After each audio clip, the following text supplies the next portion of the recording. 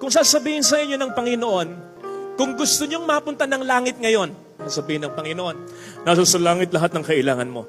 Lahat ng gusto mo. Wala ng karukhaan, wala ng kasalanan, wala ng sakit, buhay na walang hanggan. Lahat ng mga mahal mo sa buhay, isasama ko. Gusto mong mapunta ng langit? Sagot! Very good. Yes, ako rin.